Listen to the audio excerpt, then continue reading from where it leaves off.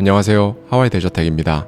5분 안에 끝나지 않는 5분 컷, 하루 5분으로 갓생 살기. 오늘은 장재영님의 마흔에 읽는 니체에 담긴 내용 중에서 여러분들과 생각해보고 싶은 부분들을 말씀드리고자 합니다.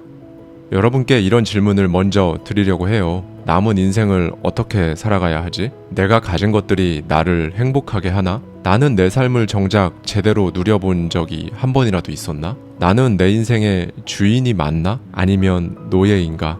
이 질문들 중에 마음에 와닿는 것들이 있으시다면 이제는 새로운 질문을 던질 때가 된 겁니다. 일단 오늘 니체의 철학을 근간으로 말씀을 드리고자 하는데요. 저자가 소개해주는 것과 같이 프리드리히 니체는 의심의 철학자로 잘 알려져 있습니다. 왜냐하면 그 전까지 사람들이 별다른 의심 없이 믿어오고 당연하다고 생각했던 것들에 대해 의문을 막 던졌거든요. 그리고 니체는 자기 자신에게 진정한 삶이란 무엇인지에 대해 수없이 물어보며 살았습니다. 그런데 삶이 무엇인지 알려면 당연히 일단 자기 자신부터 알아야 하겠죠. 그리고 저는 이 부분이 중요하다고 생각하는데요. 내가 어떤 사람인지 깨닫기 위해서는 어떤 시선으로 삶을 바라보는지를 알아야 한다는 겁니다.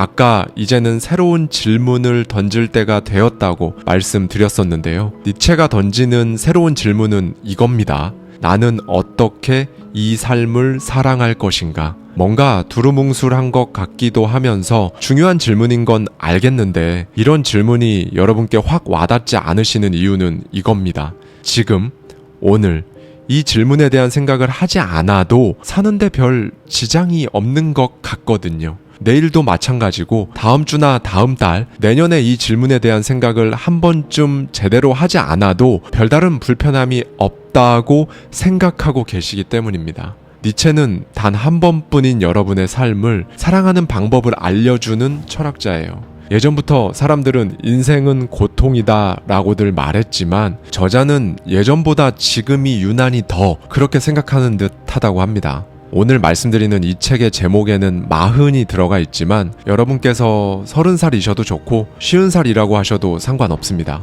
이건 제 생각인데요. 여러분이 뭔가를 30년 동안 하루도 안 빠지고 계속했다. 40년 동안, 50년 동안 단 하루도 안 빠지고 계속했다고 생각해 보세요. 그러면 여러분은 지금 그 어떤 것이 되었든 그걸 엄청나게 잘하고 계실 겁니다. 설령 굉장히 낮은 확률로 잘하지는 못한다고 하더라도 엄청나게 익숙해져 있으실 거예요.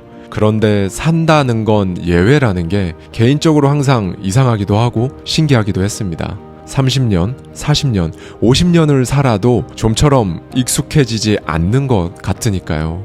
이에 대해 니체는 행복이나 불행은 자신이 처한 상황을 어떻게 받아들이냐에 달려 있다고 말합니다. 이 부분도 저는 개인적으로 너무 공감이 가는 게 제가 예전 영상에서 몇 번 말씀드린 적이 있었어요. 사실 행복과 불행은 존재하지 않습니다.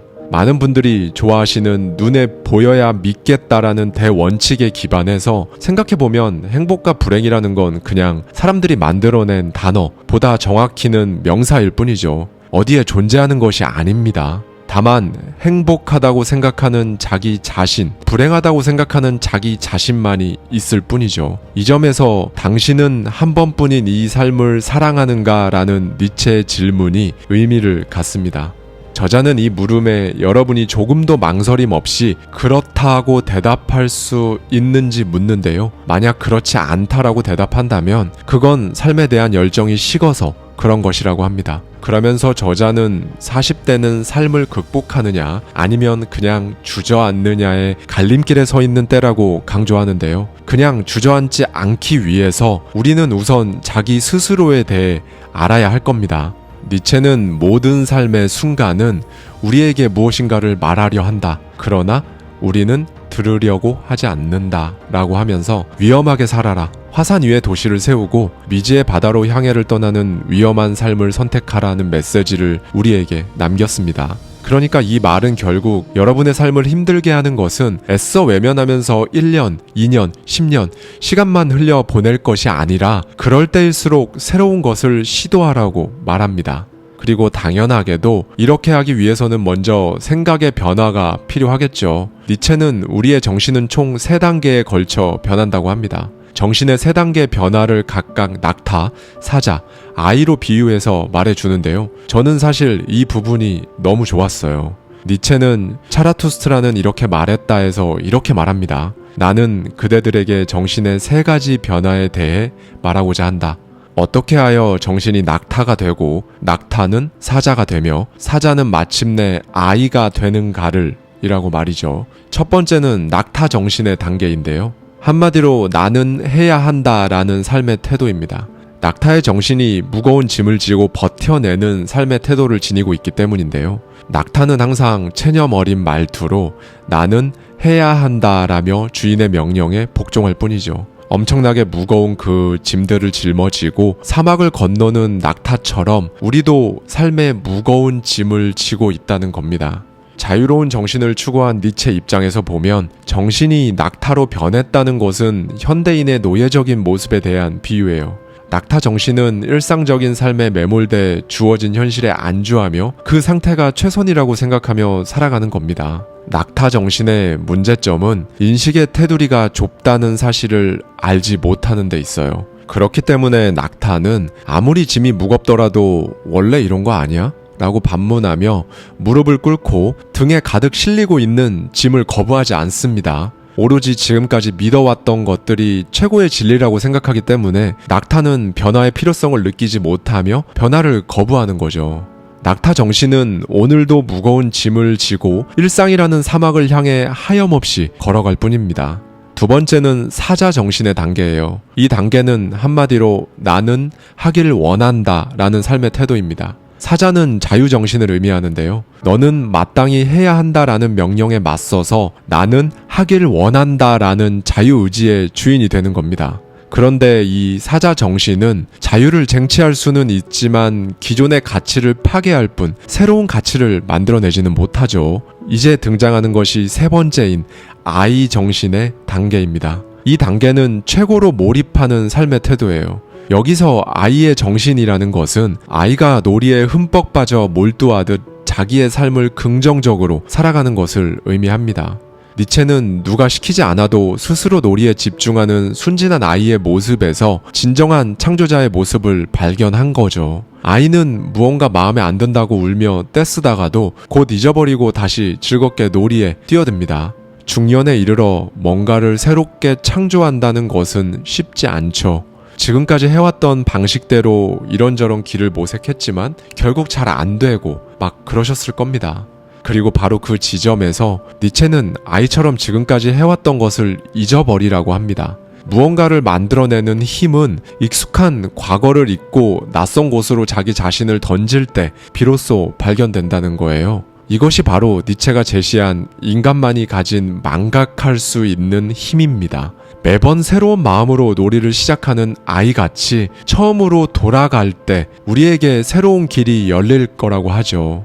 그렇다면 사람은 어떻게 자기 모습대로 살 수 있을까라는 의문이 생길 수 있습니다. 니체는 사람이란 무한한 가능성을 지닌 존재이기 때문에 자기 안에 잠들어 있는 잠재적 능력을 차례로 발휘하기 전에 미리 스스로의 한계를 설정하면 안 된다고 해요. 이 부분에서 저자의 메시지를 한번 들어보시죠. 우리는 꿈을 강요하는 사회에서 자랐다. 사실은 장래 희망과 직업의 모든 가능성을 두고 열린 마음으로 청소년기를 보내야 했다. 그런데 중고등학교 시절에 겪는 모든 것이 입시와 연관되어 일찍부터 삶의 방향이 정해지고 말았다. 또 대학교 시절에는 좋은 직장에 취직하기 위한 스펙을 쌓느라 많은 시간을 낭비했다. 불행하게도 우리는 진정으로 자신이 원하는 꿈을 꿔본 적이 없는 세대이다. 단지 직업을 갖기 위해 너무나 빨리 어쩌면 자신이 원하지도 않는 일에 꿈을 끼워 맞추는 식으로 살아왔다. 지금까지 자기 안에 잠재된 능력이 밖으로 튀어나올 수 있을 정도로 충분한 시간이 우리에게 주어지지는 않았다. 지금도 달라진 것은 없다. 우리 모두 꿈을 포기하게 만드는 사회에서 변함없이 살아가고 있다. 40쯤이 되면 원하는 꿈을 꿀 여력이 없다 보니 변화보다는 현실에 안주할 수밖에 없다. 무엇을 소망했고 무엇을 추구했는지, 이 모든 것을 진정으로 자신이 원했는지 스스로에게 물어야 할 시간이다. 지금까지 내 안에 무엇이 자라나는지 예감조차 할 수 없었지만 이제 귀를 기울인다면 들리기 시작할 나이가 바로 40이다. 니체는 이 사람을 보라 해서 이렇게 말한다. 나는 어떤 것도 자기의 모습과 다르게 되는 것을 결코 원치 않는다. 나 자신도 다르게 되고 싶지 않다. 네, 여러분, 어떤 생각이 드셨나요? 돌이켜보면 지금의 여러분은 어쩌면 여러분이 원했던 여러분이 아닐 수 있습니다. 제 주위를 봐도 굉장히 많은 분들이 그런 생각을 스스로 하고 계시더라고요. 그런데 저자의 말처럼 여러분이 과거에 포기했던 꿈이나 열망들은 사라지는 것이 아닙니다. 그건 여러분의 잠재의식 가장 깊숙한 곳에 먼지 쌓인 채 어두컴컴한 구석에 방치되어 있을 거예요. 오늘은 이걸 꼭 기억해 주셨으면 좋겠습니다. 여러분 나이는 어떻게 되시나요? 20대, 30대, 혹은 40대나 50대이신가요? 60대이실 수도 있겠어요. 그리고 여러분은 나이가 많으신가요? 아직은 괜찮은 나이인가요? 흥미로운 건 20대인데 28살인 분도 자신은 이미 나이가 많다고 생각을 하고 37살인 분도 스스로 나이가 많다고 생각을 합니다. 그런데 41살인 저는 아직 충분히 그리고 엄청나게 괜찮은 나이라고 생각합니다. 올해 47살이 된 저의 지인분도 아직 충분히 도전해 볼 수 있는 나이라고 생각을 하시더라고요. 그럼 도대체 나이가 많고 적다는 것은 무엇을 의미하는 걸까요? 바로 여러분 스스로가 생각하는 자기 자신에 대한 엄청나게 많은 신념 중 하나인 겁니다. 여러분 스스로 나이가 많다고 생각하신다면 나이가 많은 겁니다. 그리고 더 이상 새로운 무언가를 시도하기에는 실제로 늦어버린 각종 상황들이 현실에서 여러분을 압박해 올 거고요. 그리고 정확히 똑같이 여러분이 40대, 50대, 60대라고 하더라도 젊다는 건 아니지만 아직 괜찮은 나이인데 라고 생각하신다면 여러분의 나이는 많지 않은 겁니다. 아직 너무나 미천하지만 제 경험상 변한다는 건 생각보다 엄청난 스트레스를 동반합니다. 그런데 세상에 공짜는 없죠. 그 대가가 여러분이 그토록 절실하게 원하는 삶이라면 여러분은 어떻게 하실 건가요? 오늘은 이 부분에 대해 한 번쯤 생각해 볼 수 있는 하루가 되셨으면 좋겠습니다. 감사합니다. 지금까지 하와이 대저택이었습니다.